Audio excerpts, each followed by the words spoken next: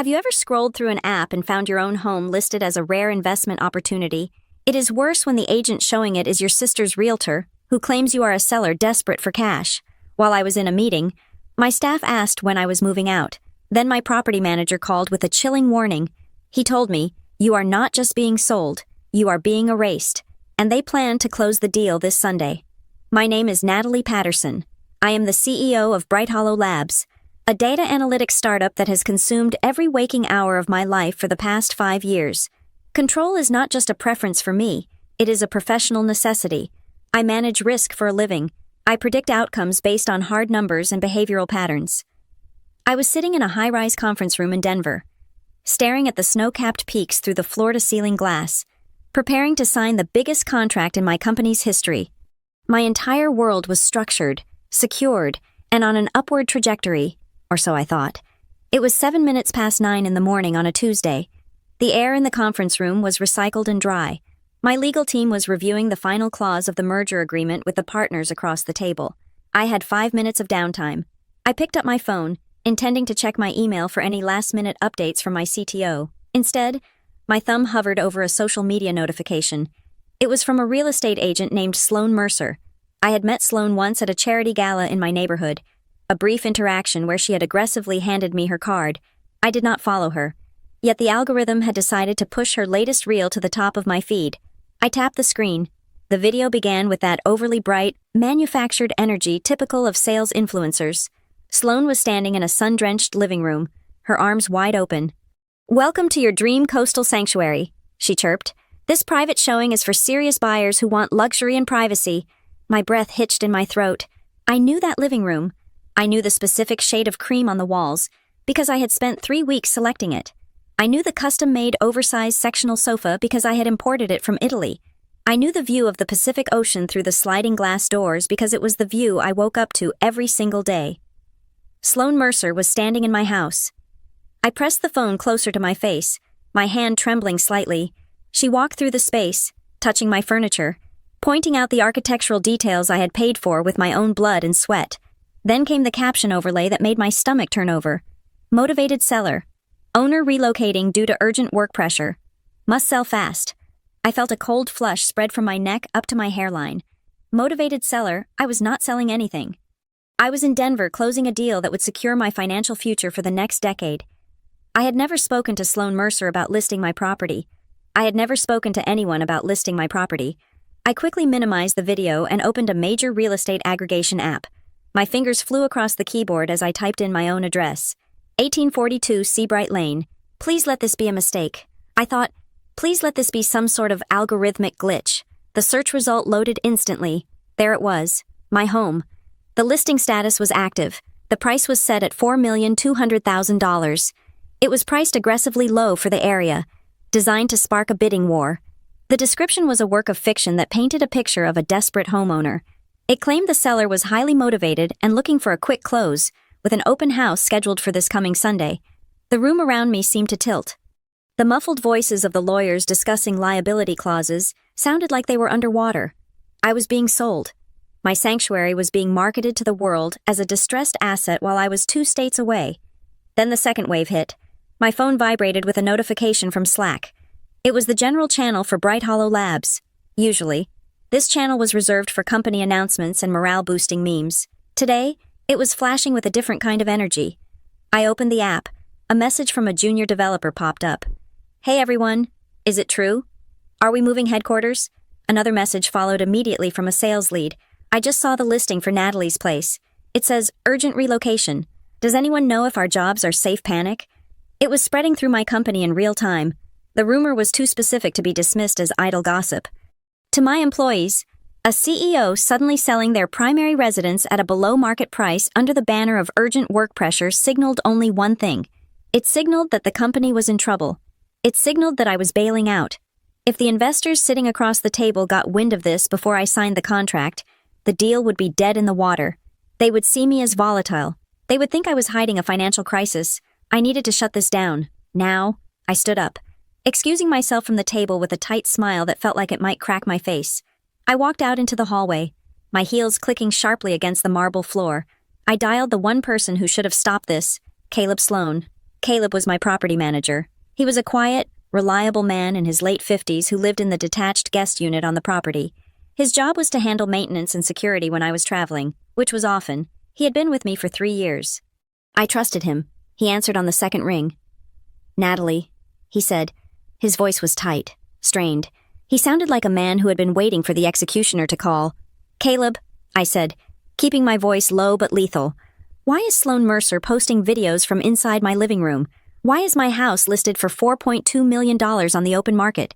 There was a pause, heavy with hesitation. I tried to stop them. "Natalie," Caleb said, his voice cracking slightly, "you have to believe me." I stood in the driveway. I told them they had no right to be there. "Then why are they inside?" I demanded. "I was watching the footage."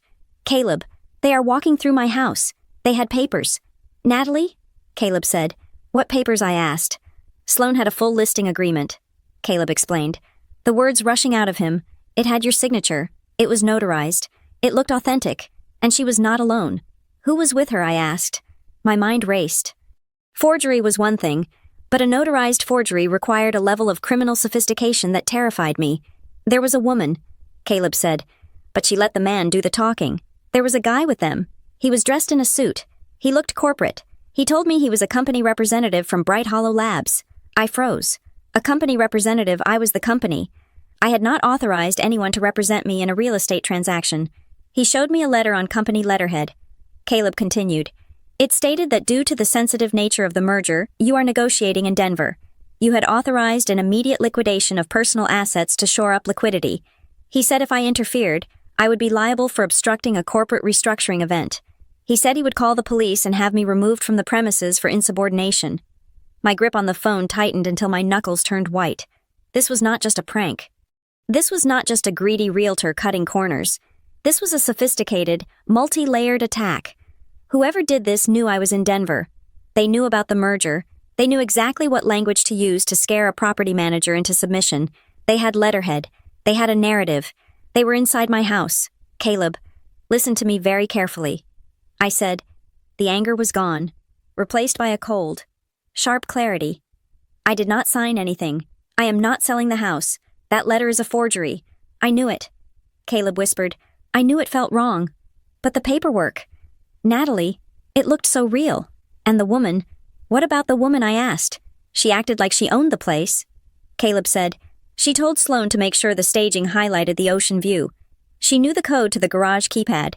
Natalie, she opened it before I could even stop her." My blood ran cold. Only 3 people knew the code to my garage. Me, Caleb, and my sister, Heather. But Heather lived in Ohio. Heather had not visited me in 2 years.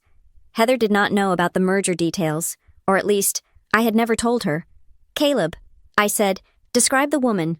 "Blonde," Caleb said. "About your height. She was wearing big sunglasses. But she had she had your chin." "Natalie, she told the realtor she was handling the family affairs while you were indisposed." The puzzle pieces slammed together with violent force. The realtor, the fake corporate crisis, the motivated seller narrative, and a woman who looked like me, who knew my codes, and who claimed to speak for the family. I looked back through the glass walls of the conference room. The investors were laughing at something my lawyer said. They had no idea that my life was being dismantled piece by piece, 2,000 miles away. "Caleb," I said, "I need you to listen to me. Do not confront them physically. If they have papers that look legal, the police might side with them until we prove otherwise. But I need you to document everything. Who is there right now?" "They just left about 20 minutes ago," Caleb said, "but they put a lockbox on the front door. Sloan said she has private showings booked all week leading up to the open house on Sunday." "Sunday," I repeated. "They want to sell my house in 5 days. They are moving fast," Caleb said. "The man, the corporate guy. He told me that I needed to vacate the guest unit by Friday. He said the property is being sold vacant." I felt a surge of protective rage. Caleb was innocent in this. "You are not going anywhere," I said. "You stay in that unit. I am going to fix this." I hung up the phone. My heart was hammering against my ribs, but my mind was icy. They thought I was trapped in Denver. They thought I was too busy saving my company to notice them selling the roof over my head. They thought they could use my own life against me. I looked at the time. It was now 9:20 in the morning. I had a meeting to finish. I had a contract to sign, and then I had a war to start. I opened my laptop and sent a single text to my personal attorney. Emergency, call me, identity theft. Then I smoothed my blazer, put the smile back on my face, and walked back into the conference room. I would sign the deal, I would save my company, and then I would come home to 1842 Seabright Lane and burn their little scheme to the ground. The ink on the merger contract was barely dry when I stepped back out into the sterile hallway of the Denver high-rise. I had smiled, shook hands, and acted the part of the triumphant CEO, but my skin felt like it was vibrating against my bones. I found a quiet alcove near the emergency exit, a place where the celebratory chatter from the boardroom could not reach me, and I dialed Caleb immediately. He picked up on the first ring, which told me he was sitting by his phone, waiting. Talk to me. I said, I need every detail. Caleb, do not summarize. Walk me through exactly what happened when they pulled into the driveway. I could hear Caleb inhaling shakily on the other end of the line. The background noise of the ocean breeze was absent, meaning he was inside his guest unit with the windows shut tight. It was a convoy. Natalie. Caleb began. I thought it was a delivery at first. A black sedan pulled up, followed by a luxury SUV. I walked out to the gate like I always do. I expected a driver or maybe a landscaper, but 3 people got out. Who I asked. The realtor? Sloan Mercer. Was the first one. Caleb said, she was dressed for a show, wearing a white blazer and gold jewelry. She looked right through me, but she was not the one in charge. Who was I pressed? Your sister, Caleb said quietly. Heather. Hearing her name spoken aloud by my employee sent a spike of nausea through my stomach. It was one thing to suspect it based on a glimpse of a blonde woman in a video. It was another to have it confirmed. She looked different. Natalie. Caleb continued. She was wearing a suit that looked expensive, but it did not fit her quite right, like she had borrowed it. She walked up to the gate keypad and punched in the code before I could even say a word. She looked at me and said, Good morning.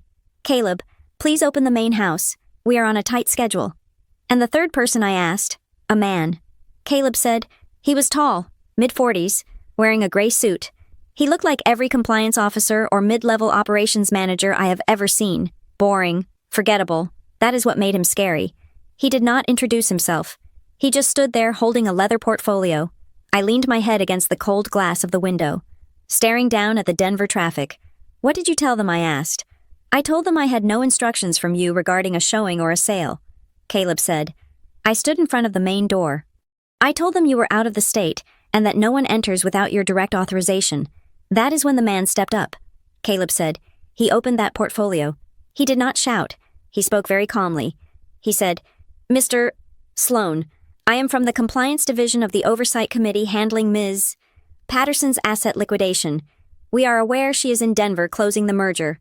That is why we are here, to facilitate the transition so she does not have to worry about domestic details. Asset liquidation. The phrase was so corporate, so sterile, it sounded legitimate enough to confuse anyone who did not know better. He handed me a stack of documents. Caleb said, I have seen contracts before. Natalie, I manage your rental agreements. These looked real. There was a letter of authorization with the Bright Hollow Labs letterhead. It had your signature at the bottom. It referenced the specific date of today. It said that due to the sensitive nature of the merger, all authority regarding the property at 1842 Seabright Lane was temporarily transferred to Heather Patterson as the family proxy. I closed my eyes. They had used the merger. They knew the exact dates. They knew I would be unreachable for hours at a time. There was more. Caleb said, there was an agency letter designating Sloan Mercer as the exclusive listing agent, and underneath that, there was a document that looked like a limited power of attorney. It was notarized. It had a seal. It stated that Heather had the legal right to make decisions regarding the physical access and staging of the home. I felt a cold fury rising.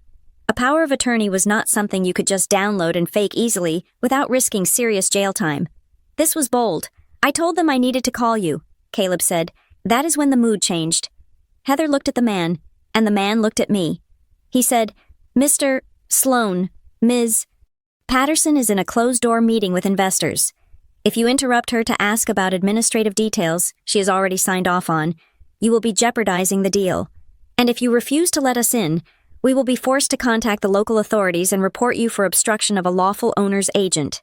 Technically, since you are staff, blocking the owner's representative is grounds for immediate termination and trespassing charges. They threatened to arrest you in my own driveway. I said, my voice was flat. Dangerous. They boxed me in. Natalie, Caleb said, they used your career as a weapon. They said if I called you, I would be the reason the merger failed. They said if I stopped them, I would be arrested. I froze. I did not know what to do, so I stepped aside. You did the right thing, I said, though it pained me to say it. If the police had come, and they showed those papers, the police would have removed you. Then the house would be completely unprotected. I did not just step aside, Caleb said, his voice dropping to a whisper. I remembered what you told me once about liability. Always keep a record. So while they were fumbling with the lockbox, I turned on the voice memo app on my phone. I recorded the whole conversation at the door. I have the man on tape threatening me with trespassing. Good. I said, that is good. Caleb. And when they went inside, Caleb continued, I did not leave. I walked around the perimeter. I took photos of the license plates on the SUV and the sedan. I took photos of the documents when the man set them down on the patio table for a second to open the sliding door. They are blurry, but you can see the headers. I also managed to swipe one of Sloan Mercer's business cards from the stack she left on the kitchen counter near the entry. You have the documents, I asked, my heart skipping a beat. Digital copies, Caleb confirmed. I sent them to your secure cloud folder 5 minutes ago. And Natalie, I did one more thing. I went into the security server room in the guest house. I know you usually keep the interior cameras off when you are home for privacy, but since the system thinks you are away, I remotely activated the logging feature on every sensor and camera in the main house. I did not turn on the live feed because the motion might alert them if they check the panel, but the passive logs are running. Every door they opened, every light they turned on. It is all time-stamped. I let out a breath I did not know I was holding. Caleb was not just a property manager. He was a lifeline. You are brilliant. Caleb, I said, now listen to me. This is critical. Do not let them know you are recording. Act defeated. Act like you are scared for your job. Let them think they won. I can do that, Caleb said. But Natalie, there is something else. Something that felt wrong even for a sale. What I asked. After they did the initial walkthrough for the video, the man and Heather went into your home office. Caleb said. The man had a list. A physical checklist on a clipboard. They were not looking at the view. They were looking at your filing cabinets. My blood ran cold. My home office was where I kept duplicate records of my personal incorporation papers, my original IP patents, and the hard drives with the backup source code for the early versions of my company's software. Did they take anything I asked? They brought empty banker's boxes in with them. Caleb said, Sloan told me it was standard decluttering for staging. She said, personal effects distract buyers. We need to depersonalize the space. But they did not pack your photos or your knickknacks. Natalie, I watched through the window from the side yard. They opened your desk drawers. They emptied the safe you keep in the lower cabinet. The safe was not for jewelry, it was for data. They walked out with 3 boxes. Caleb said, they sealed them with tape. Heather wrote storage on the side in Sharpie. But they did not put them in the garage with the other stuff. The man took those 3 boxes and put them directly into the trunk of his sedan. I gripped the phone so hard my hand cramped. This was not just about selling the house for a commission. This was a raid. They were stealing my identity, my business history, and my leverage, all under the guise of a real estate transaction. Did they change the locks, I asked? The question was vital. Not yet. Caleb said, they put a contractor lockbox on the front door with a key inside for showings. But the deadbolts are still yours. Okay, I said. I am thinking fast. Listen to me. Caleb, do not touch that lockbox. Do not try to get the boxes back from the man. If you confront them now, they will know we are onto them. We need them to feel safe. We need them to think the play is working. I understand, Caleb said. I want you to seal everything you have collected. I instructed. The audio files, the photos, the logs, upload them to an external drive and hide it. Do not leave it on your phone. If they realize you are a threat, they might try to take your device. I will hide it in the pool pump housing. Caleb said, no one looks there. Perfect. I said, now, stay in the guest unit. If they ask, you are packing your things. You are complying. Do not give them a reason to call the police to remove you. I need eyes on that house until I get there.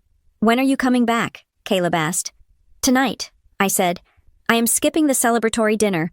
I am getting on the next flight out of Denver. But I cannot come home yet. If I show up, they scatter. I need to catch them in the act. I need to see how far they are willing to go. I will keep watching. Caleb promised. One last thing. I said, did they say anything about Sunday yes? Caleb said, The man told Sloan that everything had to be signed, sealed, and ready for a handshake deal by Sunday afternoon. He said, "We are on a countdown. The window closes on Monday." The window. They were timing this to coincide with the public announcement of my merger.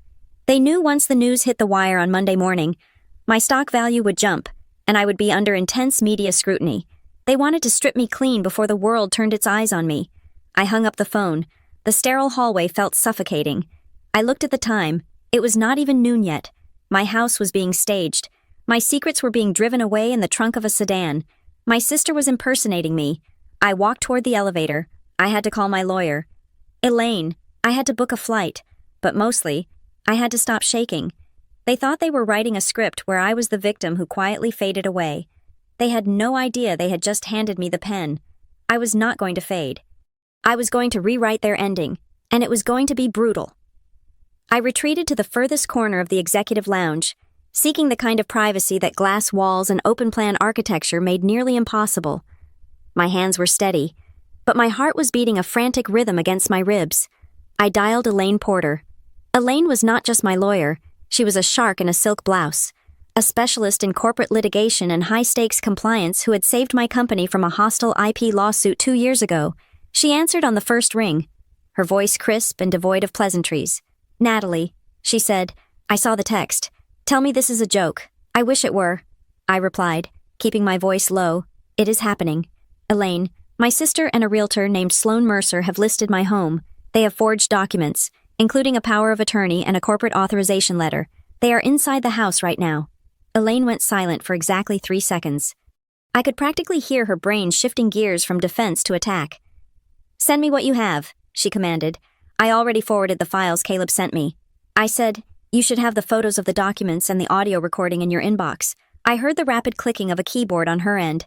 "I am looking at them now," Elaine said, her tone dropping an octave. "Natalie, this is not just a family dispute.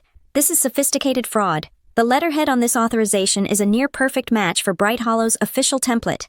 And this power of attorney, it has a notary stamp from a county clerk in Ohio, dated 3 days ago. Were you in Ohio 3 days ago? I have not been to Ohio in 5 years. I said, "Then we have forgery, trespassing, and identity theft." Elaine listed off. But here's the immediate problem. If they secure a buyer who puts down a deposit in good faith, we enter a nightmare scenario called buyer reliance. If an innocent third party believes they have a valid contract because your sister is presenting herself as your proxy, unwinding that transaction becomes a civil war. We need to kill this listing before anyone signs an offer. "Can we call the police?" I asked. "We can," Elaine said, "but without you physically there to prove your identity and contradict the papers, the police might treat this as a civil matter, especially if Heather plays the concerned relative role. We need to strike at the brokerage. I am drafting a cease and desist order to Sloan Mercer's broker of record right now. I will threaten them with a lawsuit that will bury their license if they do not pull that listing within the hour." "Do it," I said. I hung up, feeling a momentary sense of relief, but it was short-lived. My phone vibrated again. This time, it was an email notification. The sender was Marcus, my chief financial officer. The subject line was simply, "Confidential query." I opened it, and the text made the air in the room feel suddenly thin. "Natalie, I know we are in a quiet period due to the merger, but I am getting flagged by our internal audit team regarding some chatter. Are you liquidating assets to cover a personal position? I saw the listing. The caption mentions urgent work pressure. I need to know if we need to disclose this to the board." I stared at the words, liquidating assets. That was not a phrase Marcus typically used. It was the exact same phrasing the man in the gray suit had used when speaking to Caleb. It was the specific terminology in the forged letter. A cold realization washed over me. This was not just Heather acting alone. She had help. Someone inside Bright Hollow Labs knew my schedule. Someone knew I would be in Denver. Someone knew the exact corporate language to use to make the lie sound convincing. I typed a reply to Marcus. My fingers stiff. "Absolutely not. The listing is fraudulent. I am handling it. Do not discuss this with the board. I will explain everything when I land." I hit send, but the seed of paranoia had been planted. Was it Marcus? Was it someone in HR who had access to my travel logs and the company letterhead I felt exposed? As if the walls of my company were made of glass, and everyone was watching me bleed. I checked the real estate app again. The listing was still up. I checked Instagram. Sloan Mercer had just posted a new story. It was a boomerang video of her pouring champagne in my kitchen.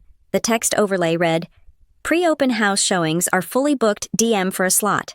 Elaine's notice had not stopped them, or they were ignoring it. I had no choice. I opened the airline app and booked the last flight out of Denver, departing at 11:45 at night. It would get me home in the early hours of the morning. But first, I had to finish what I came here to do. I walked back into the conference room. The atmosphere had shifted. The investors were ready to sign. The papers were spread out on the mahogany table, thick stacks of legal jargon that represented 5 years of my life. Everyone sat down. The lead investor, a man named Sterling, smiled at me. "Ready to make history?" "Natalie," he asked. I smiled back. It was the hardest thing I had ever done. "Absolutely," I said. As I picked up the pen, my mind was not on the valuation or the stock options. I was imagining a stranger walking through my bedroom. I was imagining Heather opening my jewelry box. I was imagining Sloan Mercer laughing in my kitchen. I felt a physical violation, a phantom touch on my skin. I signed my name, Natalie Patterson. The signature on the page was worth millions, yet the same signature had been forged to sell my life out from under me. I shook hands. I drank a sip of the celebratory scotch. I answered questions about the next quarter's projections. All the while, I was screaming on the inside. As soon as the meeting adjourned, I excused myself, citing a red-eye flight for an early morning strategy session. I declined the offer of a car service and took a taxi to the airport. I needed to be alone. In the back of the cab, the city lights blurring past the window, I pulled up Instagram one last time. Sloan had posted another story 5 minutes ago. It was a video of Heather. My sister was standing in the middle of my living room, holding a glass of wine, my wine. She looked directly into the camera, her expression a perfect mask of weary affection. My sister finally agreed to let go, Heather said, her voice soft and convincing. "She is brilliant, but she is so stubborn. She tries to carry the world on her shoulders. I'm just glad I could step in and handle the heavy lifting for her. We are doing this for her own good." The video ended with Sloan chiming in. "Family first. That is why we are pricing this to move." I threw the phone onto the seat next to me. The rage that filled me was not hot or explosive. It was cold. It was absolute. She was painting me as the unstable, overworked genius who needed to be saved from herself. She was using my success to justify her theft. My phone buzzed again. A text from Elaine. "Brokerage claims they have a valid notarized agency agreement and refuse to take it down without a court order. They say your sister has full authority. We are going to war." I looked out the window at the runway lights as the taxi pulled up to the terminal. Let them think they have won the skirmish. I thought, they had no idea I was coming home. And they had no idea that the stubbornness Heather mocked was the only reason I had survived in this business. I grabbed my bag and stepped out into the cold Denver air. I was done being the CEO. I was done being the diplomat. When I landed, I was going to be the executioner. The red-eye flight from Denver to California was a blur of turbulence and sleepless aggression. I landed at 5:30 in the morning. The sky was a bruised purple, transitioning into the pale gray of dawn. I did not take a driver. I rented a nondescript sedan from the airport kiosk because I did not want anyone, especially Sloan Mercer or her spies, to recognize my car pulling into the driveway. I parked 2 streets away and walked the rest of the distance. The neighborhood was silent. The coastal fog was still clinging to the pavement. When I reached 1842 Seabright Lane, my heart hammered against my ribs. It looked the same from the outside. But as I walked up the driveway, I noticed the subtle changes. The garden hose was coiled differently. The welcome mat had been replaced with something generic and beige. I keyed in my code at the front door. For a terrifying second, I thought they might have changed it, but the lock clicked open. I stepped inside. The smell hit me first. It was not the scent of my home. It was not the subtle mix of sea salt and the sandalwood diffuser I always used. It smelled like industrial cleaner and vanilla air freshener. It smelled like a hotel lobby. I walked into the living room and stopped cold. It was my house, but it had been lobotomized. The large oil painting I had bought in Paris was gone, replaced by a generic mirror that made the room look bigger. The throw blankets I used to curl up in were missing. The bookshelves had been thinned out. My collection of vintage sci-fi novels was gone, replaced by decorative vases and fake succulents. I went to the hallway console where I kept framed photos of my graduation, my first startup team, and a picture of my father. The surface was bare. They had erased me. I walked into the master bedroom. The violation deepened. My closet doors were open. I stared at the racks. My clothes were still there, but they had been pushed to the back. In the front, A few of my most expensive coats and dresses were spaced out perfectly, like a boutique display.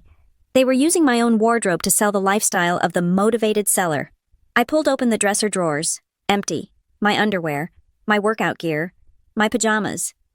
Everything had been shoved into black trash bags that were piled in the corner of the room, tagged with blue painter's tape that read, "Personal storage." I felt a scream building in my throat, but I swallowed it down. I needed to see the damage in the office. I crossed the house to my study. The door was ajar. This was the room where I built Bright Hollow Labs. This was where I spent 18 hours a day coding in the early years. My desk was clear. The dual monitors were there, but my docking station was unplugged. I pulled the drawer where I kept my backup laptop, a machine that held the localized encryption keys for our server architecture. It was gone. I checked the filing cabinet. The lock had been picked or forced. The metal around the keyhole was scratched. I yanked it open. The folders labeled incorporation, stock certificates, and insurance were missing. They had not just staged the house for a sale. They had stripped it for parts. They were not just selling a building. They were harvesting my life. A soft knock on the sliding glass door made me jump. I turned to see Caleb standing there. He looked exhausted. He was wearing a hoodie and kept glancing over his shoulder. I unlocked the door and let him in. "You are here," he said, letting out a breath. I saw the light turn on. I was worried it was them. They took the laptop. "Caleb," I said, my voice shaking with rage. "I know," he said. He reached into his pocket and pulled out his phone. He tapped the screen and handed it to me. "You need to hear this. I recorded it yesterday afternoon when Heather came back to check the staging." I took the phone. I pressed play. The recording was grainy, but the voices were distinct. I heard the click of heels on the hardwood floor. "You need to be out of the guest unit by Saturday night," Heather's voice said. It was cold, authoritative. "Ms. Patterson has not given me notice," Caleb's voice replied on the recording. "My contract requires 30 days. Natalie is not in charge anymore," Heather snapped. "She is having a breakdown. Why do you think she is selling? She is insolvent. She fired you 3 days ago." "Caleb, she just did not have the guts to tell you herself because she is ashamed. I am cleaning up her mess. If you are not gone by the open house, I will have the sheriff remove you as a squatter." I stopped the playback. The silence in the room was heavy. "She told you I fired you." I whispered. "She was very convincing." Caleb said quietly, "If I did not know you, Natalie, I might have believed her. She acts like she is the one holding the family together." I handed the phone back to him. "I am so sorry. Caleb, you are not fired. You are the only person on this payroll I trust right now." I walked to the window and looked out at the ocean. I needed to understand why. I knew Heather was jealous. I knew she felt left behind, but this was nuclear. This was a level of malice I could not comprehend. I took out my phone and dialed my mother in Ohio. It was early there, but I knew she would be awake. "Hello," her voice was groggy. "Mom, it is Natalie," I said. "Oh, Natalie," she said. Her tone shifted instantly. It became guarded. "I suppose you are calling about Heather. So you know." I said, "You know she is in my house. You know she is forging my signature and selling my property." There was a pause, a long, suffocating pause. "You always have to be so dramatic," my mother said. "She is not forging anything. She told me she is helping you. She said you were overwhelmed with the merger and needed someone to handle the estate." "Mom," I said, trying to keep my voice steady. "I am not selling the house," Heather broke in. "She is stealing from me. She has a fake power of attorney. This is a felony. Stop it," my mother snapped. "Just stop it. You have everything. Natalie, you have the company, the millions, the trips to Europe. Heather has nothing. Her husband left her. She is struggling. So that makes it okay for her to commit fraud," I asked. "She is your sister," my mother yelled. "Why are you always so selfish? You could have written her a check years ago. You could have set her up. But no, you had to be the big, important CEO. Now she finds a way to make a commission, to get a little piece of the pie you are hoarding, and you want to call the police a commission." I laughed, a harsh, dry sound. "She is listing the house for $4 million. She is not looking for a commission. She is looking for the whole wire transfer. She said she would share it with the family." My mother said, "She is trying to help us. You never help us. You just buy things for yourself. If you ruin this for her, Natalie, do not bother coming home for Christmas. Do not bother calling me." The line went dead. I stared at the phone. The betrayal was absolute. My mother did not care that I was the victim. She only cared that I was the bank, and the bank had finally been robbed by the Robin Hood she preferred. My phone buzzed again. A text from Heather. I saw the flight alert. I know you are in town. Do not come to the house. Do not make a scene. I am doing this for us. Just let the sale go through, and I will disappear. You will make the money back in a month. Don't be a monster. She thought I was the monster. I was about to throw the phone across the room when Elaine called. Natalie, Elaine said. Her voice was sharp, urgent. We have a problem. What now? I asked. I just ran a credit sweep and a title check. Elaine said. Someone made an inquiry into the escrow process yesterday. They are not just looking for a buyer. They are looking to expedite the closing. And Natalie, they changed your mailing address. What I asked. All your mail. Elaine said. Your bank statements, your property tax bills, your mortgage notices. A request was filed 3 days ago to forward everything to a P.O. box in Nevada. They are trying to hide the transaction notifications from you. This is not just a quick cash grab, I said. Realizing the scope of it, they want to sell the house, take the money, and disappear before I even realize the deed is gone. Exactly, Elaine said. I have the cease and desist ready. I can have the sheriff there in 20 minutes. We can shut this down right now. I looked around my empty, sterile living room. I looked at the spot where my father's picture used to be. I thought about my mother's voice telling me I was selfish for not letting my sister rob me. No, I said. Natalie, Elaine asked. Did you hear me? We can stop them. If we stop them now, I said. Heather will play the victim. She will say it was a misunderstanding. She will say she thought she had verbal permission. My mother will back her up. The police will call it a civil dispute, and she will walk away. She will try this again with my bank accounts or my stock. So what do you want to do? Elaine asked. I want to catch them. I said, I want them to stand in front of a buyer. I want them to hand over the keys. I want them to sign the final papers while the police are watching. I want there to be no doubt, no gray area, no misunderstanding. That is risky. Elaine warned. If they actually get the money wired, they won't. I cut in. We will be there. Sunday is the open house. Caleb said they want to accept an offer immediately. You want to let the open house happen? Elaine asked. I want to attend it. I said. There was a silence on the line, and then I heard a grim chuckle from Elaine. All right, she said. If we are doing this, we need to document every single step. We need to let them dig the hole so deep they can never climb out. I hung up the phone. The morning sun was finally breaking through the fog, illuminating the dust motes dancing in the empty space where my life used to be. Caleb, I said, turning to him. Yes, he asked. Go back to the guest house, I said. Pack your bags like they asked. Put them on the porch so they see them. You want me to leave? He asked, looking hurt. No, I said. I want you to look like you are leaving, and then I want you to help me set up the cameras. Not just the security ones. I want microphones in the kitchen. I want a camera pointed at the dining table where they will sign the papers. Caleb's expression hardened. He nodded. I will get the ladder, he said. I stood alone in the center of my living room. They wanted a motivated seller. They were about to get one. I was very motivated. Motivated to burn their entire scheme to the ground and watch them choke on the ashes. The plan Elaine proposed was surgical, cold, and terrifyingly risky. She explained that to involve the real estate commission and the local police effectively, we needed more than just a family dispute over a key. We needed irrefutable proof of fraud in progress. We needed to capture them in the act of presenting false ownership to a third party with the intent to collect funds, if we moved too early. Elaine warned me over the encrypted line. They will pivot. They will claim they were just preparing the market while waiting for your final signature. They will claim they were acting as overzealous agents but not criminals. To bury them. Natalie, we need them to cross the line from preparation to execution. We need them to lie to a buyer's face while you are recording it. I looked at Caleb. He was standing on a stepladder in the living room, carefully unscrewing the cover of a smoke detector. We are ready. I told Elaine. We spent the next 2 hours turning my home into a surveillance trap. Caleb was efficient and silent. He placed high-definition pinhole cameras in the crown molding of the foyer and the dining room. He taped a high-gain microphone under the marble lip of the kitchen island. Every device was hardwired into the guest house's independent network, bypassing the main router in case Dylan or someone else was monitoring the traffic. I sat in the corner of the guest unit, watching the feeds populate on my laptop screen.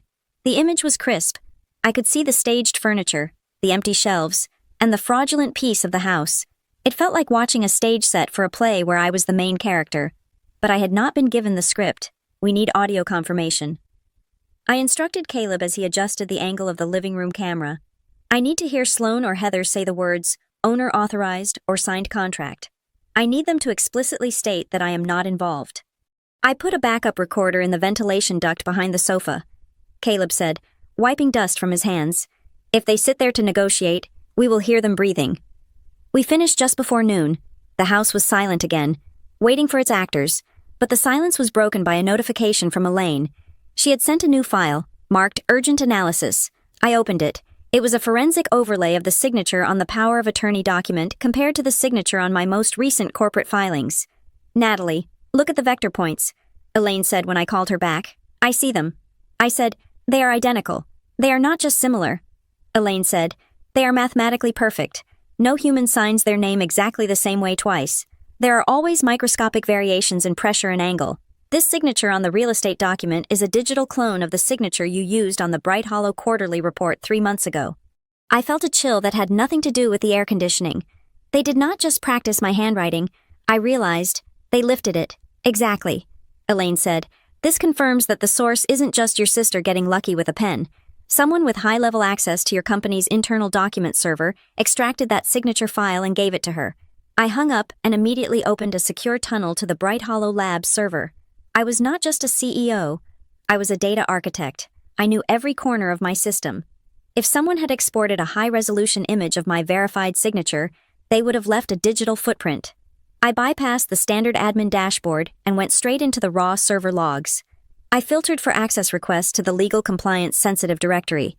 This folder was restricted to myself, the chief legal officer, and the head of HR. I saw nothing for weeks.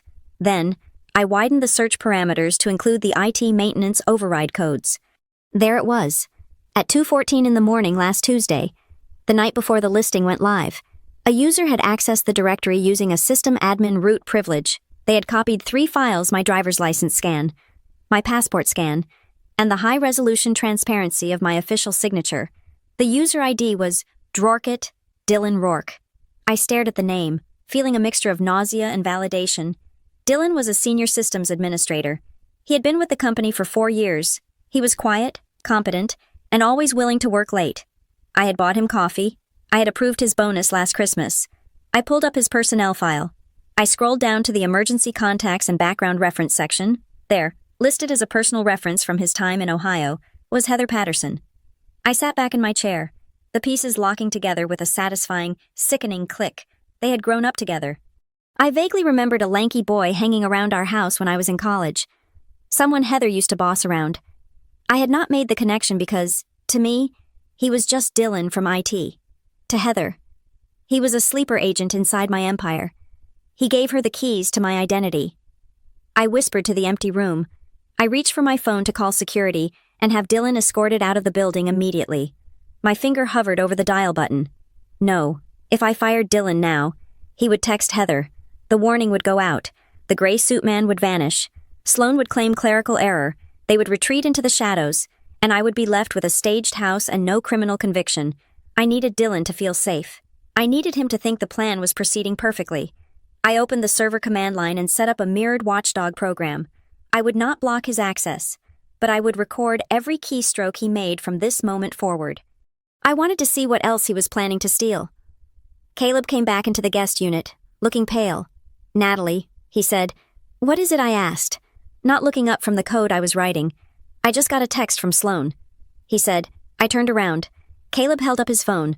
The screen showed a message from the Realtor. Caleb, please ensure the driveway is clear by 7 this evening. We have a private showing for a VIP cash buyer. They are flying in specifically for this. Do not engage with them. Saturday night. I said, that is before the open house. Read the second part. Caleb said, I took the phone. Under the instruction to clear the driveway, there was an attachment. It was a PDF titled, Escrow Wire Instructions Template. Please print 2 copies of this and leave them on the kitchen island. The text read, the buyer wants to verify the routing numbers for an immediate deposit if they like the property. My hands went cold. Wire instructions were the endgame. Once a buyer sent a wire transfer, that money was gone. It was instant, irreversible, and untraceable if it went to an offshore account or a shell company. They are not waiting for Sunday. I said, the open house is a distraction. They plan to close the deal tonight. Caleb looked at me, his eyes wide. If they get a buyer to wire the money tonight, Caleb said. The money could be in their account by Monday morning. By the time you announce your merger, they will be gone. I stood up. The fatigue from the flight and the stress vanished, replaced by adrenaline. This is it, I said. This is the moment Elaine was talking about. If they hand those wire instructions to a buyer, that is wire fraud. That is grand larceny. That is prison. I looked at the monitors showing the silent, empty rooms of my house. Print the forms. Caleb, I ordered. What he asked? Do exactly what she said. I commanded. Print the wire instructions. Leave them on the island. Make it look perfect. Make them feel like they have won. But the buyer. Caleb started. We will be there, I said. We are going to watch them walk into the trap. We are going to record them handing over the fraudulent bank details.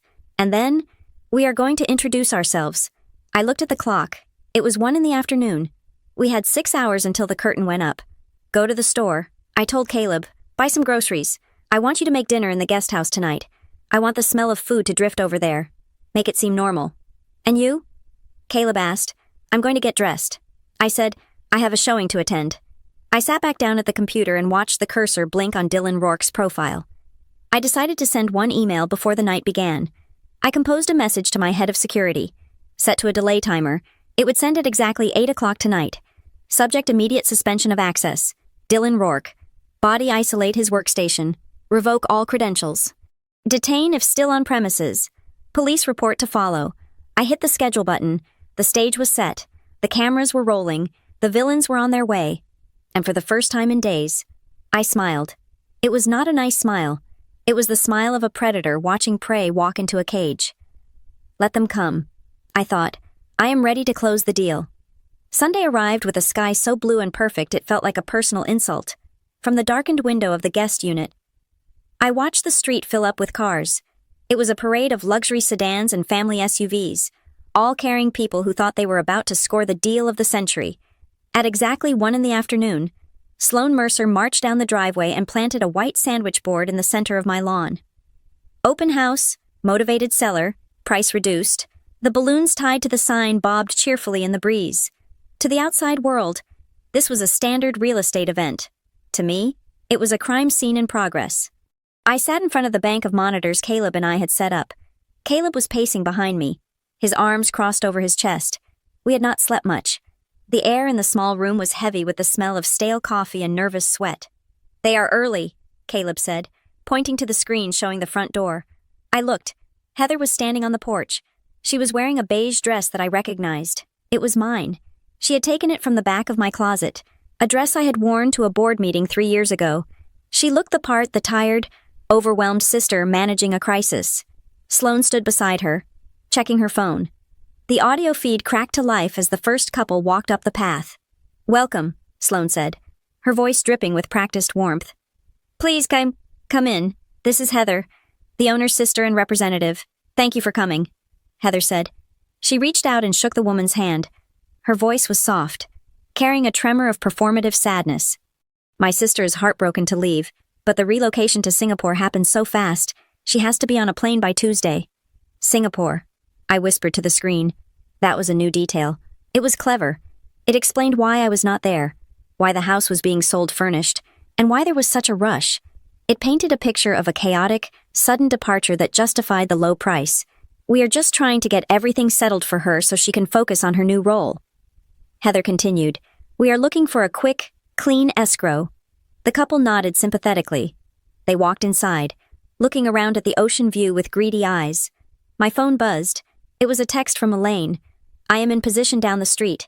The investigator is in the unmarked van 2 houses down. We are recording the license plates of everyone who enters. Hold the line. Natalie. I did not reply. I was too focused on the screen. More people arrived. Within 20 minutes, my living room was full of strangers. They were opening my cabinets. They were touching my countertops.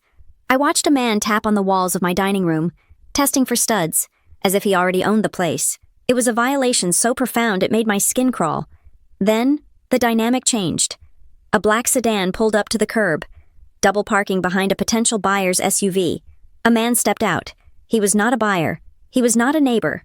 He was wearing a cheap, ill-fitting polyester suit and carrying a thick leather briefcase.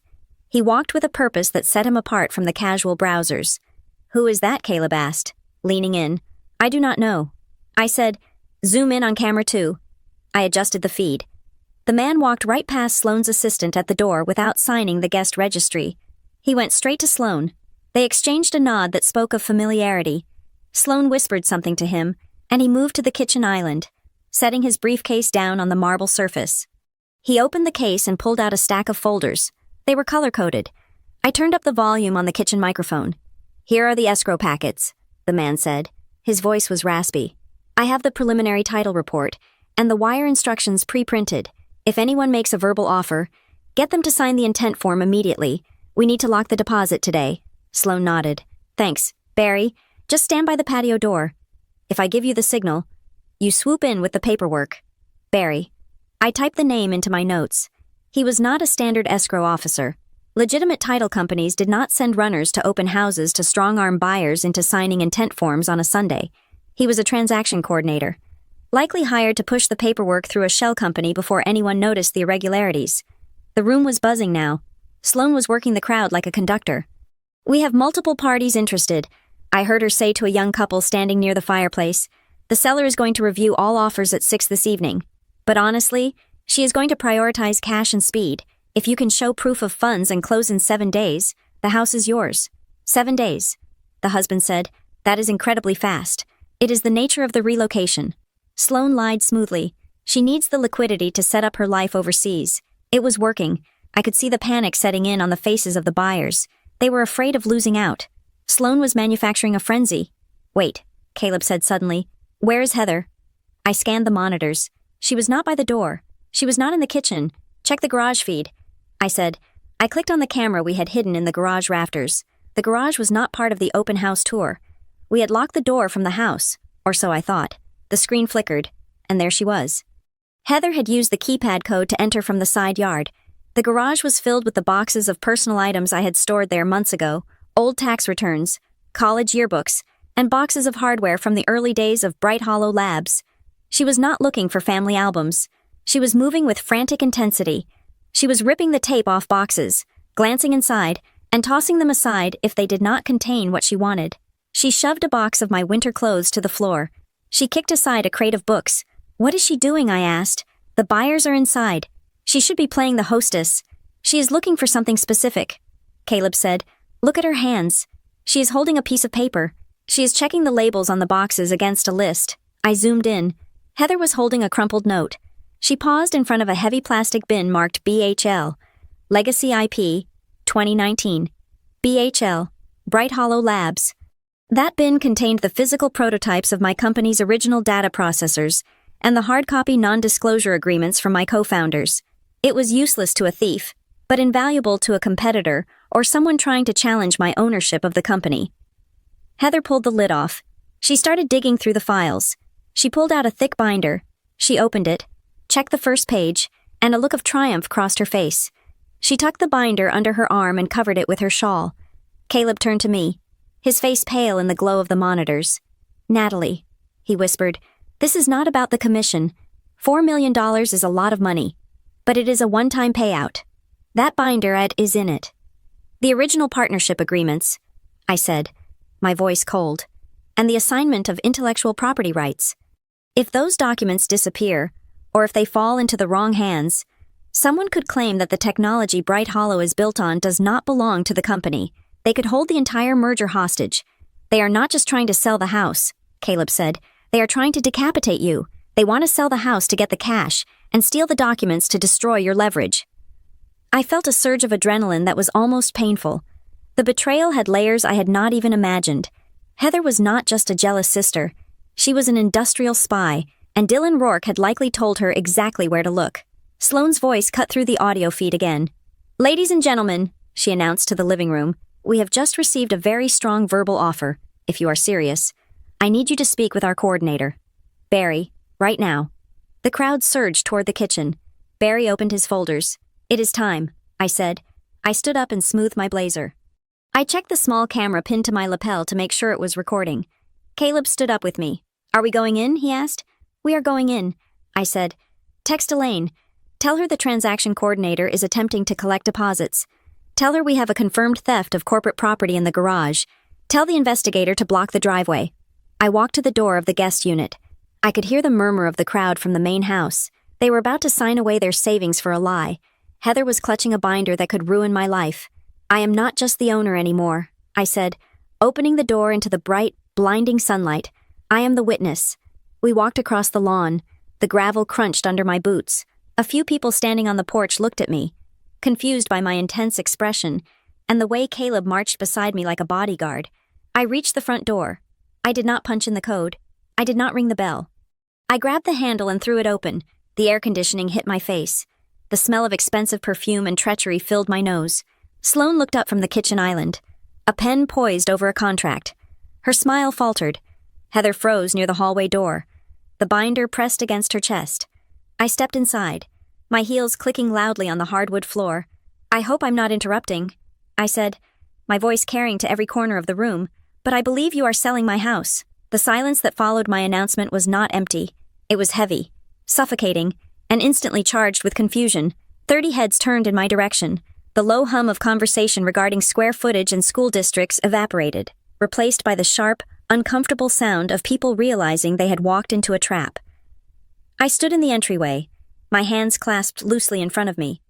I did not look like a crazy person. I did not look like a distraught sister.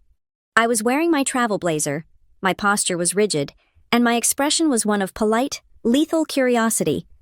Caleb stood slightly behind me, his phone raised, the red recording light blinking steadily. A woman standing near the fireplace broke the silence. She was holding a flyer with my house on it. She looked from me to Heather, then back to me. "Excuse me," she said, her voice pitching up with uncertainty. "Who are you?" We were told the owner was in Singapore. I walked further into the room, ignoring the instinct to scream at the strangers touching my furniture. I stopped 3 feet away from Sloane Mercer. Sloane was pale. The professional mask she wore was cracking around the edges, her eyes darting between me and the open front door where Elaine was waiting for her cue. "I am Natalie Patterson," I said, my voice projecting clearly without shouting. "I am the sole owner of this property. I am not in Singapore. I have not authorized a sale, and I am certainly not relocating."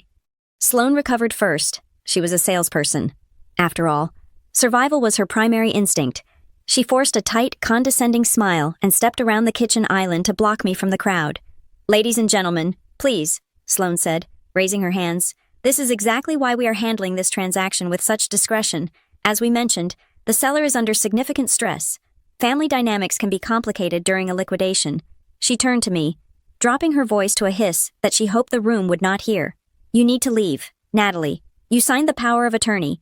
You are disrupting a lawful open house. If you do not step outside, I will have security remove you." I laughed.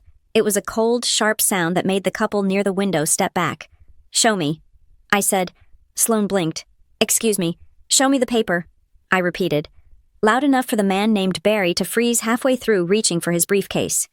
"You claim to have a power of attorney that allows you to sell my home while I am standing right here. Show it to me. Show these people the document you are asking them to bet $4 million on." Sloane hesitated. She looked at Heather. Heather was still clutching the binder against her chest, her knuckles white. My sister looked like a deer caught in headlights, unable to decide whether to run or attack. "Give it to her," Heather said, her voice trembling. "Just show her. Sloane, it is legal. She knows she signed it." Sloane reached into her folder and pulled out the document Caleb had photographed earlier. She held it up, but she did not hand it over. She displayed it like a shield. "Here," Sloane declared. "A notarized limited power of attorney, signed by Natalie Patterson on the 24th of this month, granting Heather Patterson full authority to liquidate assets." The crowd leaned in. Phones started to rise. I saw the red circles of recording indicators popping up on screens all around the room. This was the court of public opinion, and session was in order. I took a step closer, peering at the document without touching it. "That is fascinating," I said. I pointed to the bottom of the page. "You have a notary stamp there from a clerk in Franklin County, Ohio. It is dated the 24th. "That is correct," Sloane said, looking smug. "It is a valid stamp. It is a valid stamp." I agreed, but it is physically impossible. On the 24th, I was in a deposition in downtown Denver from 8 in the morning until 6 at night. I have 15 lawyers and a court stenographer who can testify to my location. Unless I can teleport to Ohio and back during a lunch break, that signature was forged. A murmur rippled through the room. Furthermore, I continued, relentless. Look at the printed name under the signature. It says Natalie Marie Patterson. So Sloan challenged. My middle name is Anne. I said, my driver's license, which you clearly did not check, says Natalie Ann Patterson. The deed to this house says Natalie Ann Patterson. The person who forged this document used the middle name from my mother's side of the family, which is what my sister calls me when she is angry. But it is not my legal name. I looked directly at Heather. You got sloppy. Heather, you were so focused on the signature that you forgot who I actually am on paper. The room erupted. The couple who had been ready to make an offer dropped the pen on the counter. The man in the gray suit, Barry, snapped his briefcase shut. The air in the room shifted from confusion to hostility. These people realized they had almost been scammed. Heather lunged forward. She grabbed my arm, her grip painful. She tried to drag me toward the hallway, away from the prying eyes of the buyers. Stop it, she hissed, her face inches from mine. Stop it right now. You are making a scene. Come to the back. We can talk about this. Do not embarrass me in front of these people. I yanked my arm away. I did not retreat. I did not lower my voice. I am not the one who should be embarrassed. I said, staring her down, you broke into my home. You staged it with my clothes. You are trying to sell my life to strangers. You embarrassed yourself when you decided to steal my identity and call it family business. I am trying to save us, Heather shouted, losing her composure. You have so much money you do not even know what to do with it. You would not even notice if this house was gone. That was the admission. The room heard it. At that moment, the front door opened wide. Elaine stepped in. She was not alone. Behind her stood a private investigator, a large man with a calm demeanor, holding a camera that was clearly professional grade. Elaine wore a charcoal suit that cost more than the commission Sloan was hoping to make. She walked into the center of the room and raised a hand. Ladies and gentlemen, she announced. Her voice was a gavel strike. I am Elaine Porter, legal counsel for Ms. Patterson. This property is not for sale. The listing is fraudulent. The documents presented to you are forgeries. I strongly advise everyone to vacate the premises immediately to avoid being named as witnesses in a criminal fraud investigation. The effect was instantaneous. The casual lookers bolted for the door. The serious buyers looked angry. They started shouting questions at Sloan. You said the title was clear, one man yelled. You checked the funds, another woman shouted. Sloan was backing away, retreating toward the kitchen island. It is a misunderstanding, Sloan cried out, her voice cracking. This is a domestic dispute. We were told the seller was incapacitated. We have a contract, Barry. The transaction coordinator was trying to edge his way toward the sliding glass door. He looked like a rat looking for a sewer grate. Wait a minute. A man's voice cut through the chaos. It was the husband of the couple who had been ready to wire the money. He stepped in front of Barry, blocking his path. He looked at Heather, then at Barry. If this is just a family issue, he asked, his voice dripping with suspicion. If this is just two sisters arguing over who gets to sell a house, why is there a transaction coordinator here with pre-printed wire instructions for a shell account? He pointed at the folder Barry was clutching. I work in finance, the man said. Family disputes do not come with escrow officers who work on Sundays. This is a scam. Heather looked around wildly. She saw the guests filming. She saw Caleb recording. She saw Elaine standing like a sentinel by the door. She realized the narrative had slipped out of her control. She looked at me, her eyes filling with tears that I knew were fake. Natalie, please, she sobbed. Tell them. Tell them I was just trying to help. Tell them we talked about this. She was giving me an out. She was begging me to lie to save her. If I nodded, if I said yes, the police would go away. The fraud would become a mistake. She would walk free. I looked at the binder in her hand, the binder that contained the secrets of my company, the binder she was going to steal to destroy me after she sold my house. I looked at Sloan, who was texting frantically, probably trying to delete evidence. I looked at the investigator standing next to Elaine. He gave me a subtle nod. He was waiting for one thing. He needed them to confirm they had the authority one last time, in the face of my denial, to prove that this was not an accident, but a calculated attempt to deceive. Elaine stepped forward. Ms. Mercer, Ms. Patterson, Elaine said, I am asking you one final time for the record. Do you claim to have the legal authority to collect deposit funds for this property today? The room went silent. Even the angry buyers waited. Sloan looked at Barry. Barry looked at the floor. Heather looked at me. If they said no, it was over. If they said yes, it was a crime. Heather straightened her back. She made her choice. She decided that if she bluffed hard enough, Reality would bend to her will. Yes, Heather said, her voice shaking but defiant. I have the authority. My sister is unstable. The papers are real. We are accepting deposits. I let out a breath. She had just signed her own warrant. Thank you, I said softly. I turned to the investigator. I believe you have heard enough. The declaration hung in the air like smoke. Heather had looked into the eyes of a licensed investigator and claimed, on the record, that she had the authority to sell my home. She had doubled down on the lie, gambling that her performance of the aggrieved sister would outweigh the cold, hard facts of my presence. But she had forgotten about Caleb. My property manager stepped out from behind my shoulder. He did not look like the intimidated employee Heather had bullied earlier in the week. He held his phone up high, connected via Bluetooth to the high-fidelity speaker system we had hidden in the ventilation duct earlier that morning. I think there is one more thing the room needs to hear, Caleb said. His voice was steady, cutting through the murmurs of the crowd. He pressed a button on his screen. The audio that blasted through the living room was crystal clear. It was not the polite, tearful voice Heather was using now. It was the voice of a woman drunk on power and contempt. You are done here, Caleb. The recording played. Natalie signed everything. She is cashing out. She does not care about this house or you. She told me to change the locks and toss your stuff on the curb if you were not gone by Sunday. Do not test me. I am the owner now. The silence that followed was absolute. Heather flinched as if she had been slapped. She looked at the speaker vent, then at Caleb. Her face draining of all color. The tearful victim mask slipped, revealing the terrified, caught thief beneath. Sloan Mercer dropped the folder she was holding. The papers scattered across the hardwood floor, the fake title report, the glossy brochures, the lies she had printed on heavy cardstock. That is not, Heather stammered, pointing a shaking finger at Caleb. That is edited. He is making that up. It is time-stamped, Caleb said, his voice cold. Recorded yesterday afternoon at 4 o'clock, and I have the security log showing you entering the premises 5 minutes prior. The mood in the room shifted from confusion to open hostility. The guests, who minutes ago had been potential buyers, were now realizing how close they had come to losing hundreds of thousands of dollars in deposit money. This is a crime scene, a man in a navy blazer said. He pulled out his phone.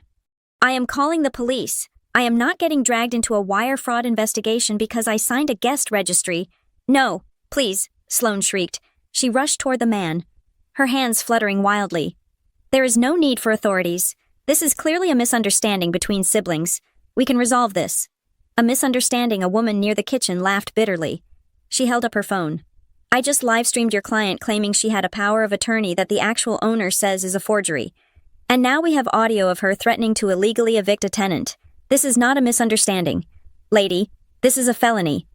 The room became a sea of flashing screens. People were not leaving yet. They were documenting. The video of Heather claiming to be the representative, followed by my entrance, was likely already circulating on local neighborhood watch groups. The reputation of the open house had gone from exclusive to infamous in under 60 seconds. I stood still, watching the dominoes fall. I did not need to scream. I did not need to fight. The truth, once released, was doing all the violent work for me. My phone vibrated in my pocket. It was a rhythmic, urgent buzzing that I associated with only one thing, a level 1 corporate crisis.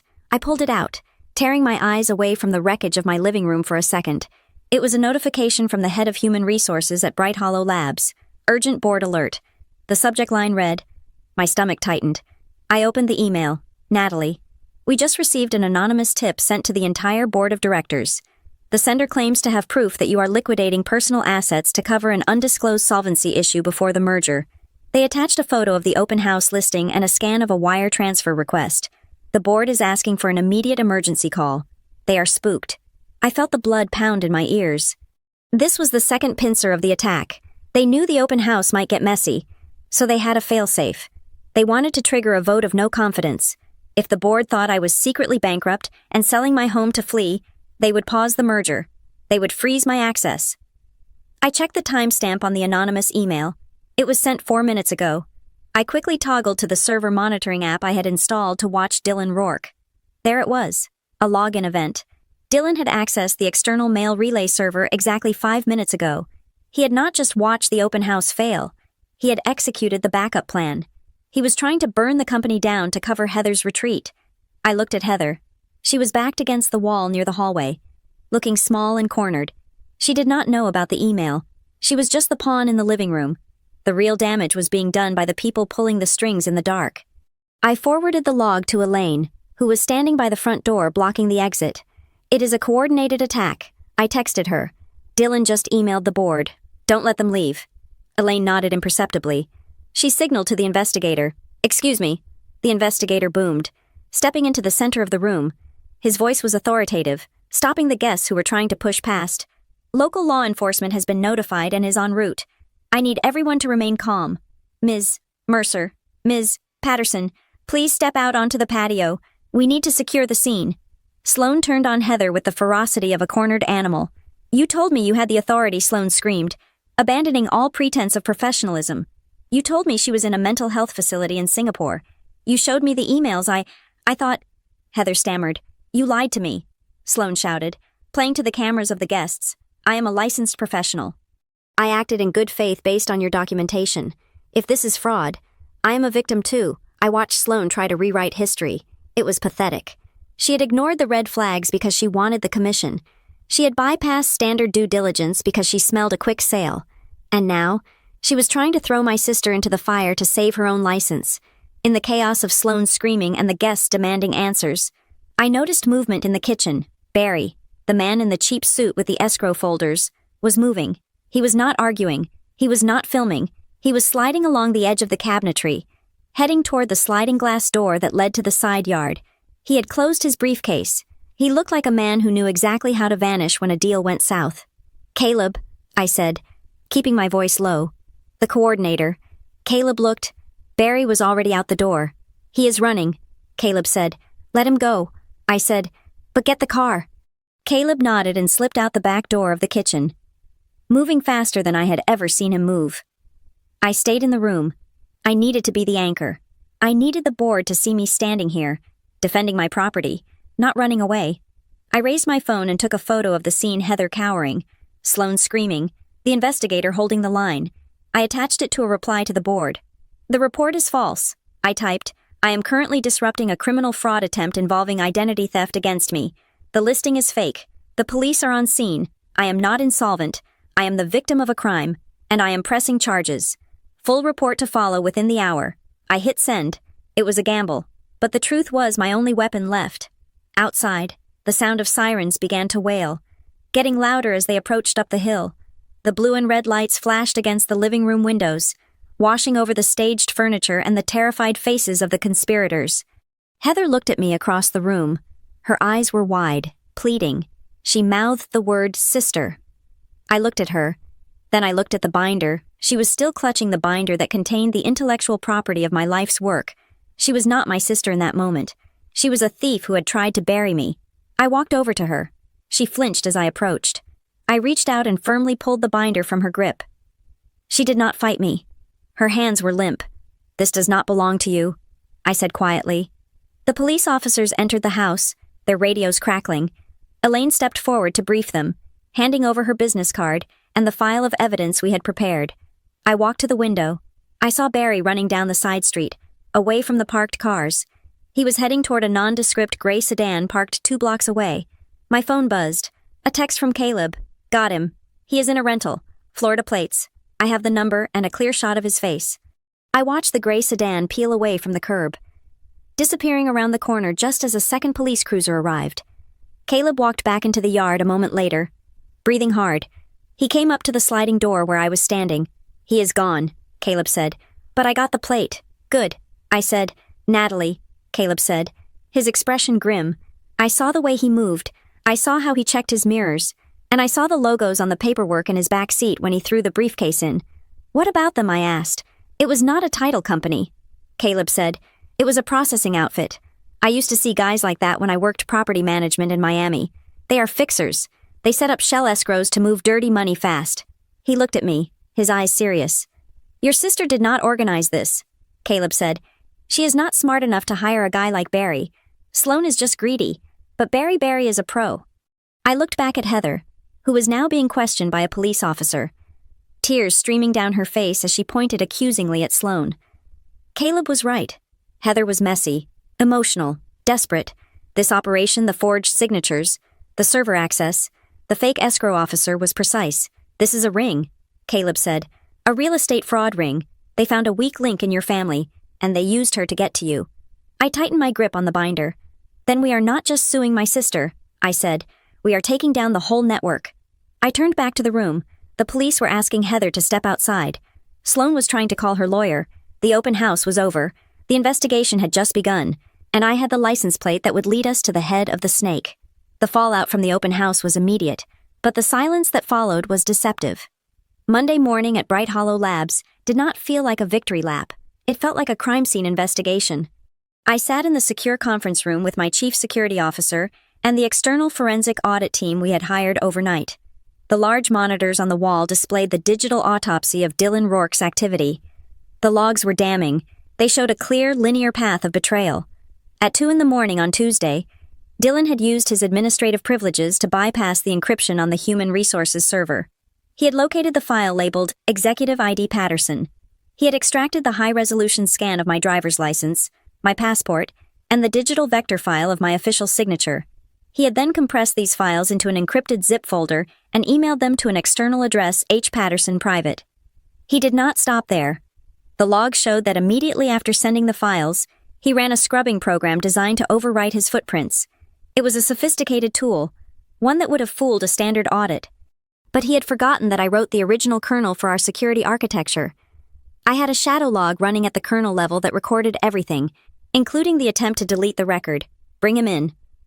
I said to the head of security. Dylan walked in 10 minutes later. He did not look like a man who had been caught. He looked indignant.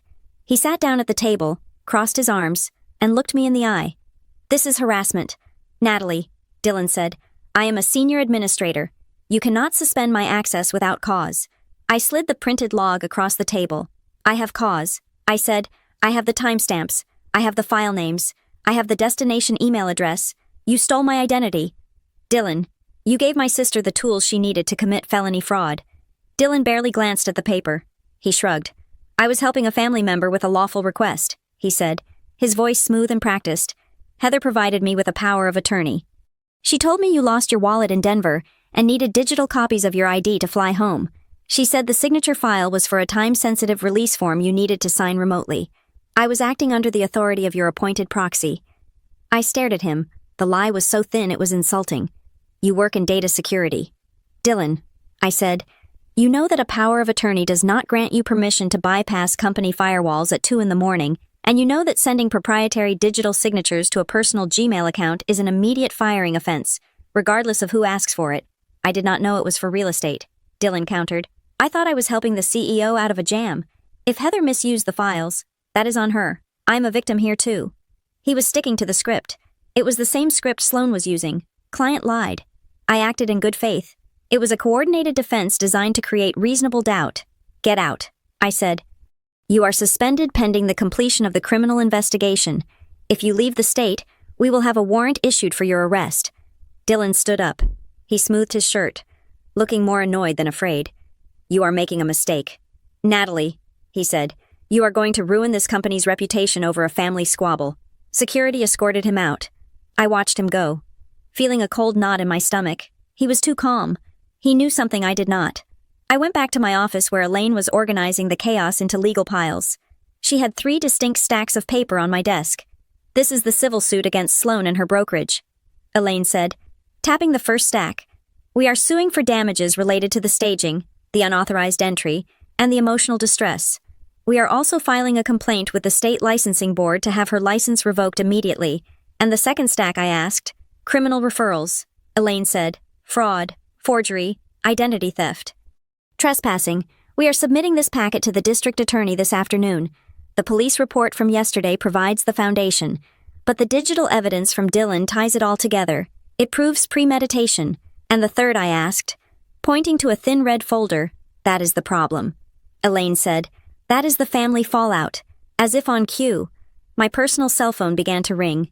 It was my mother. Again, she had called 12 times since the police left my house on Sunday. I had not answered once. "Answer it," Elaine said gently. "You need to hear what their narrative is. We need to know what they are telling people." I picked up the phone and put it on speaker. "Natalie," my mother's voice burst through the line, shrill and hysterical. "Finally." Do you have any idea what you have done? Heather is at the police station. They are fingerprinting her like a common criminal. She committed a crime. Mom, I said, keeping my voice flat. She forged my signature. She tried to sell my house. She was trying to help, my mother screamed. She made a mistake with the paperwork. Fine. But you did not have to call the police. You could have stopped it. You could have just told the people to leave. Why do you always have to destroy everything I destroyed? Nothing. I said, I saved my home. You have insurance, my mother yelled. If the money had gone missing, the bank would have replaced it. But you cannot replace a sister. She is family. Natalie, she has children. If she goes to jail, who is going to take care of them? You are so selfish. You have your millions and your fancy company, and you cannot even spare a little compassion for your own flesh and blood. Drop the charges. Natalie, tell them it was a misunderstanding. I listened to her voice, the voice that had guided me through childhood, now twisted into a weapon to protect the person attacking me. I cannot do that. Mom, I said, it is out of my hands. The district attorney is picking up the case. You can fix this, she insisted. You always fix things. If you do not drop these charges, Natalie, do not ever speak to me again. You will be dead to this family. I hung up. The silence in the office was heavy. Elaine looked at me with sympathy, but she remained professional. They are trying to break you emotionally so you will fold legally. Elaine said, do not let them. I nodded, pushing the pain down into a deep, dark box. I turned my attention to the physical evidence. On the corner of my desk sat the binder I had wrestled from Heather's hands.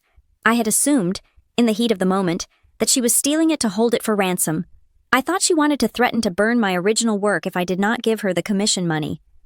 I opened the binder. It contained the founding documents of Bright Hollow Labs. I flipped through the pages. It was dry. Legal reading, articles of incorporation, cap tables, and then I stopped.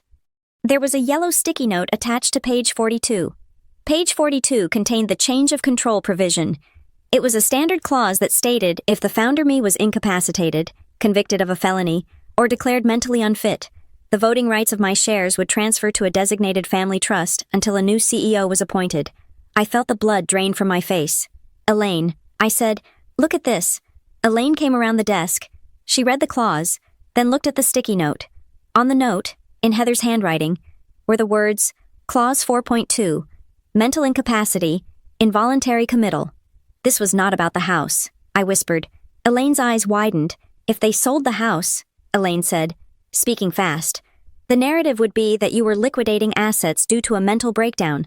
That is what Sloan was telling people. That is what Heather told the police. And if I had reacted violently, I continued, if I had attacked them, if I had been arrested for assaulting my sister at the open house, they would have used the police report and the fire sale of the house as proof that you were unstable. Elaine finished. They would have petitioned the court to invoke Clause 42. Heather would have taken control of your voting shares, and the merger. I said, they could have stopped the merger, or worse, they could have forced the company to buy them out at a premium to make them go away. The email to the board. I realized, the one Dylan sent. It wasn't just to cover their tracks. It was the first step in the argument for my removal. They were building a case to declare me unfit to lead. The house sale was just the funding mechanism. I said, my voice trembling with rage. The real target was the company. They wanted to take everything. My office door opened. Caleb walked in. He looked tired, but his eyes were alert. He was holding a flash drive. Natalie, he said, I found something else. What is it? I asked. I went back through the cloud logs for the interior cameras. Caleb said, I went back further than this week. I checked the logs from last weekend, when you were first preparing for the Denver trip, and I asked. Heather was there. Caleb said, I looked at him. That was impossible. I had not seen Heather in 2 years. She came by while you were at the gym on Saturday morning. Caleb explained. I was in the back garden. I did not see her enter. She must have used the old spare key Mom has. Look at this footage. He plugged the drive into my laptop. A video window popped up. The timestamp was 10 in the morning, 8 days ago. The camera angle showed my home office. The room was empty. Then, the door opened. Heather walked in. She was not frantic. She was calm. She walked straight to the filing cabinet. She knew exactly which drawer to open. She pulled out the binder, the same binder that was on my desk now. She opened it to page 42. She took out her phone. She took a clear photograph of the page. Then she put the binder back, wiped the handle of the cabinet with her sleeve, and walked out. She planned this before she even met Sloan. I said, She knew about the clause, Elaine said. She was checking the wording to make sure it would work. Caleb pointed to the screen. Watch the end, he said, on the video. Just before leaving the room. Heather stopped. She looked at the photo of me and my father on the desk. She picked it up. For a second, I thought she might look remorseful. Instead, she opened the back of the frame, took out the cash I kept there for emergencies, about $500, and put it in her pocket. Then she put the frame back, face down. She did not just want to win. Caleb said quietly, "She wanted to erase you." I sat back in my chair. The scale of it was suffocating. My sister, my flesh and blood, had not just stumbled into a bad idea. She had orchestrated a coup. She had recruited my employee. She had hired a professional money launderer. She had weaponized my mother. And she had done it all to take the one thing I had built for myself. Elaine stood up. She picked up the binder and the flash drive. "This changes the strategy," Elaine said. Her voice was no longer just professional. It was deadly. "We are not filing a fraud case anymore." "Natalie, what are we filing?" I asked. "RICO," Elaine said. "Racketeer-influenced and corrupt organizations. We have a conspiracy involving wire fraud, identity theft, corporate espionage, and a coordinated attempt to seize control of a multi-million-dollar asset. We have 3 or more actors working in concert. We have a pattern of illegal activity." She looked at me. "If we go down this road, there is no turning back. Mandatory minimum sentences, asset forfeiture. This will destroy Heather's life completely. She will not just go to jail for a few months. She will go to federal prison for years." I looked at the picture of my father that Caleb had captured on the video, the one Heather had knocked down after stealing from me. I thought about the mental incapacity clause she tried to use to invalidate my mind. "Do it," I said. "But we need one more thing," Elaine said. "To make the conspiracy charge stick, we need to prove the money trail. We need to link the escrow coordinator, Barry, directly to Heather or Dylan. We need to prove they were going to split the proceeds." Caleb cleared his throat. "I might have a lead on that," he said. "Remember the license plate? I ran it through a friend who works at the rental agency. The car wasn't rented by Barry." "Who rented it?" I asked. "It was rented under a corporate account," Caleb said. "A shell company called Vaughn Consulting." I frowned. I did not know that name. "Who owns Vaughn Consulting?" I asked. Caleb hesitated. I dug a little deeper. He said, "The registered agent for Vaughn Consulting is a man named Elliot Vaughn." The name meant nothing to me. "Who is Elliot Vaughn?" I asked. Caleb looked at me, and then at the floor. "He is the husband of the woman Sloan Mercer was having lunch with last week," Caleb said, "and according to his LinkedIn profile, he was Heather's high school boyfriend." The circle was closed. It was incestuous, small, and petty. A high school reunion of people who hated me, all coming together to pick the meat off my bones. "We have them," I said. Elaine nodded. She picked up her phone. "I am calling the federal prosecutor," she said. "Get ready for the hearing. Natalie, we are going to bury them." I looked out the window at the city skyline. I felt no joy. I felt no relief. I only felt the cold, hard satisfaction of an equation finally balancing out. They wanted to prove I was unfit. I was about to show them exactly how capable I really was. The final confrontation did not happen in a courtroom, but in a high-stakes mediation suite in downtown San Francisco.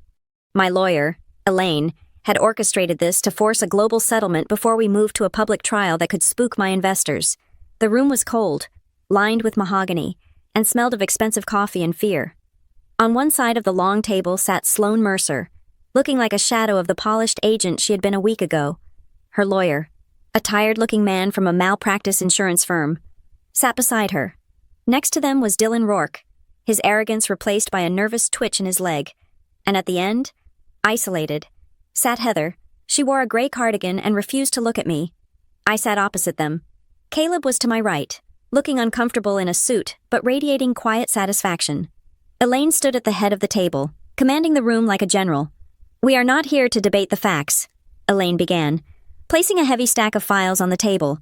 "We are here to determine the severity of the sentencing recommendation we submit to the district attorney." Elaine projected the first image onto the wall monitor. It was the audit log from Bright Hollow Labs. "Exhibit A," Elaine said, "the digital theft.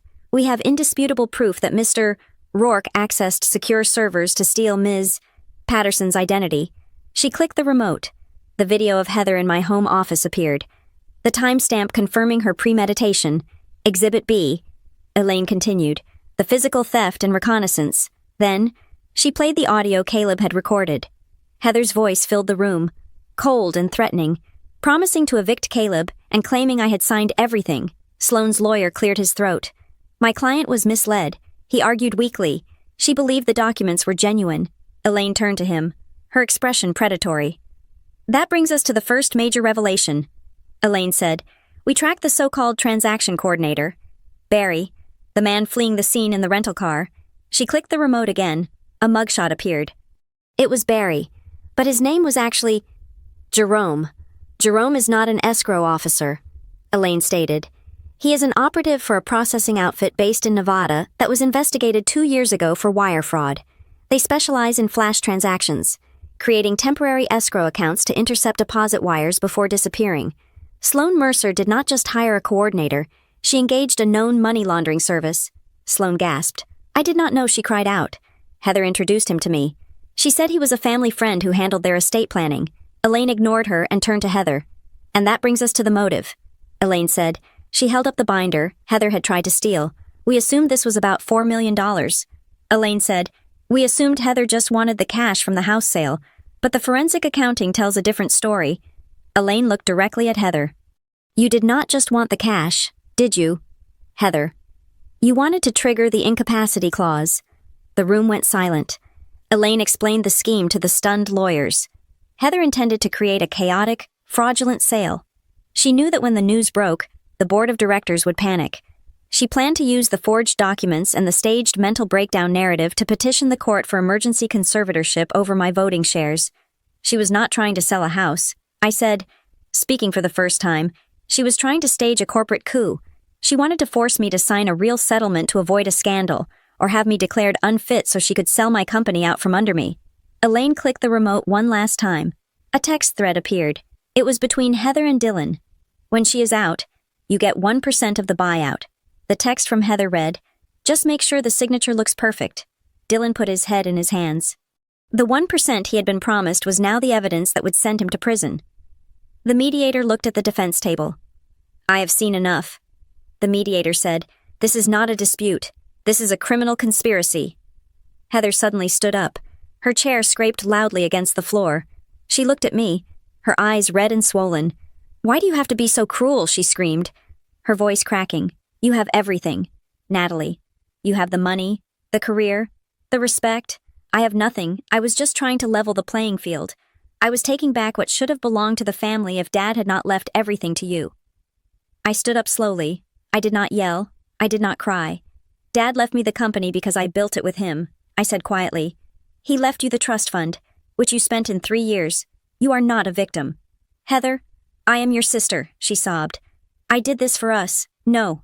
I said, my voice hardening. You stole my identity. You terrorized my employee. You tried to destroy my life's work. You took what was mine, and you called it family. That is not love. That is just greed. The legal hammer came down hard. The settlement was brutal. Sloane Mercer surrendered her real estate license permanently to avoid immediate prosecution for aiding and abetting fraud. She would never sell a home again. Dylan Rourke was fired for cause, and we handed his file to the FBI for corporate espionage. He would likely face federal charges. Heather took the hardest hit. To avoid a 10-year sentence for RICO violations, she accepted a plea deal. She would serve 18 months in a minimum security facility for fraud and forgery, but the financial penalty was the true justice. The court ordered restitution set exactly at $4,200,000, the price of the house she tried to sell. Since she did not have the money, a lien was placed on her future inheritance and any assets she owned. She left the mediation room in handcuffs. 2 days later, I walked into the boardroom at Bright Hollow Labs. The mood was different. The whispers had stopped. The board had seen the evidence. They knew I was not unstable. I was unbreakable. We closed the merger deal that afternoon. The valuation was higher than we expected, partially because the investors were impressed by how swiftly I had handled the internal threat. I implemented a new protocol immediately. No digital signatures were valid without biometric two-factor authentication. The Dylan Rourke vulnerability was closed forever. I called Caleb into my office. He stood by the door, still looking like he expected to be fired. Caleb, I said, I am making some changes. I understand. He said, I can be out by the end of the week. I smiled. I am promoting you. I said, I need a director of facilities for the new headquarters. The salary is triple what you are making now, and I am giving you a bonus equal to the commission Sloan would have made on the house. You saved my home. Caleb, you are the only family I have left. Caleb stared at me, tears welling in his eyes. He nodded, unable to speak. That evening, I drove back to 1842 Seabright Lane. I parked in the driveway. The for sale sign was gone. The lockbox was gone. I walked inside. The staging furniture had been hauled away. My old, comfortable couch was back. My books were back on the shelves. The photo of my father was back on the desk. I stood in the center of the living room and looked out at the Pacific Ocean. The sun was setting, painting the water in shades of gold and violet. The house was quiet. It was no longer a product. It was no longer a crime scene. It was mine. I had lost a sister. But I had regained my life. I realized then that boundaries are not just lines we draw for others. They are the walls that keep our sanctuary safe. Anyone who tried to cross mine again would find that the motivated seller was gone. The owner was home, and she was never leaving. Thank you so much for listening to this story. I would love to know where you are tuning in from. So please drop a comment below and share your thoughts on the ending.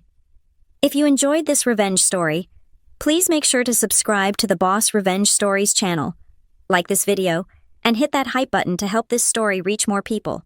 Your support means the world to us.